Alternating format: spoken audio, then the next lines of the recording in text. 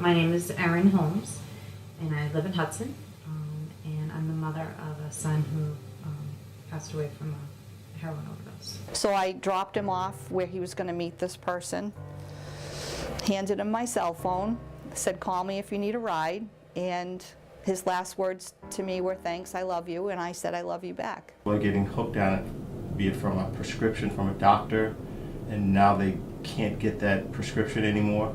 Now they've got to look for their high in another way. Probably the hardest time for me because my husband wouldn't come in the room, so I was alone. And I didn't want to leave him because he was still my son. So that's what the Learn to Cope is going to do, is it's going to allow these parents to open up in such a, an area where we all have the same child. They just have a different name. Beginning of the year till now, there's 17 possible overdoses that we have responded to. And I think it's time to pull our heads out of the sand. I think our children deserve our full attention to this. And I think it's just one of the most important things. It's killing our kids. So we need to address it. There has to be a different way, because we're not going to lock everybody out with drugs and say, okay, we solved the issue. Because the more we lock up, there's going to be somebody right there to fill that void.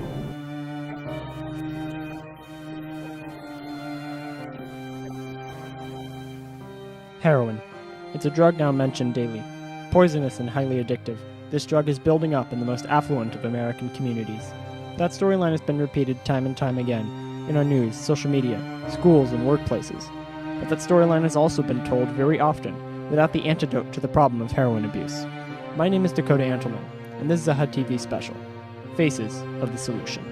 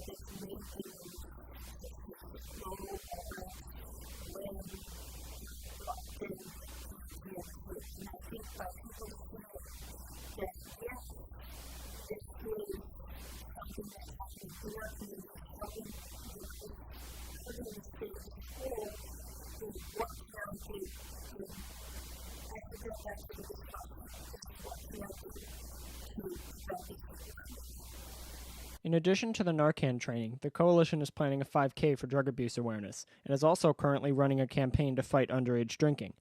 These problems are part of the Coalition's fight with drug abuse in Hudson. In that fight, local high schools are the front lines. Pat Emmons, a nurse at Hudson High, is in the trenches. I think it's important for us to come together as a community. First and most important, to recognize that it is a problem, that we have a problem in Hudson. As small as Hudson is, this problem has touched every community across the country. And I think it's time to pull our heads out of the sand. I think our children deserve our full attention to this. And I think it's just one of the most important things. It's killing our kids. So we need to address it. I think the more we talk about it and the more we expose it and get a conversation going, the better off we are. We'll never get anything funded if it isn't out in the open and people are talking about it. Are we going to change everyone's mind about it and get everyone on board? Probably not. But I do think there's a lot of ignorance, and I don't use that in a negative way. I think we need to do a lot of teaching, and that's the first way to address this problem. And it isn't about those people and us, it's about all of us. I think for my own practice, I really try on a daily basis to be very present and cognizant of the fact that we do have this problem. And I try to look at every student as though that student could be using. At the beginning of my career, even at the high school, that really wasn't on my radar, I have to be honest. But now I've made the decision to keep in mind whenever I see a student cross the threshold, that that student could be using. I know that's a very warped way to think, but unfortunately, in my position, I have to do that so I won't miss somebody. I grew up in town. I really didn't think that this could be happening in my sweet little town, and I've learned that it does happen. I've learned from direct experience. I had a student who is now deceased because of this problem. So every day I'm learning about it, and I'm really, really dedicated to helping kids with anything, and substance use, in particular. For Pat Emmons, the change in protocol for dealing with potentially drug-addicted children has been a personal choice, one made internally and over the course of a single career. In the grittier world of law enforcement, treating drug addicts with sympathy, as many departments currently do, is a 180-degree pivot from old-school policing. Chief Michael Burks of the Hudson Police Department has experienced that change. When I first came on back in '86, I started off at 20 years old, and it was the war on drugs. Everybody wanted to have a task force. Everybody was trying to arrest or seize as much drugs as possible. Now forward fast to 2016, it's more assisting and helping the people in need, especially with the opioid epidemic. It's more directed at getting help and assistance for the families and the addicts. I think it's a need. Where there's a need, I think that's where people are going to put the most dollars and the most effort, and they're putting that there because there is a need, and they see that, okay, we're not as police going to arrest our way out of this. There's a bigger problem with we've got to bring other partners and collaborate with as many people and organizations as possible. And if we can do that, hopefully we can solve the issue. We have the kiosks in the lobby where people can drop off. We've had that for years. As of late, I've seen we're emptying that more frequently. So with that, I'm hoping that people are getting the message that yes, get rid of the pills. If you don't need them, don't leave them around your house, because your kids, your grandkids, or even the man fixing the tiling in your tub can be pocketing some of your pills, and there's no need for them there. If you don't need them, get rid of them. As a police department, we're on a 3-tiered response. So that means when a medical comes in, the fire department, the police, and the ambulance are all dispatched. Sometimes we might be there first. So instead of just doing the rescue breathing or positioning the person so they can breathe properly and waiting for the ambulance or the fire to come with the Narcan, now my officers are on scene with that Narcan ahead of time, and so if they're the first ones there, they're going to administer it. Hearing from the guys, on the street that yes, I was there first. They were doing what they had to do with the rescue breathing and positioning the person, but just that other, tool that they could use to assist in saving that life, would have been nice to have there. So, working with the unions, when I developed the policy for the Narcan, they were, well on board with it and had no issues with the union body and the officers. That they see it as a tool that's beneficial to them as much as it is to the person in need. The more people that we have fighting this issue, the better off we're going to be.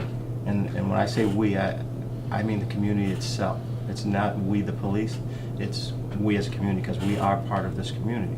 So if we have everybody working for a common goal, I think it makes for a better result in the end. Outside of policing and outside of the schools, the parents of addicts are often left in the dark. Erin Holmes, a local parent of a now deceased heroin addict, says she feels that the community must get better at educating parents about drug abuse. She is trying to do that and support parents whose children are already addicted with her new Hudson chapter of the Learn to Cope support group.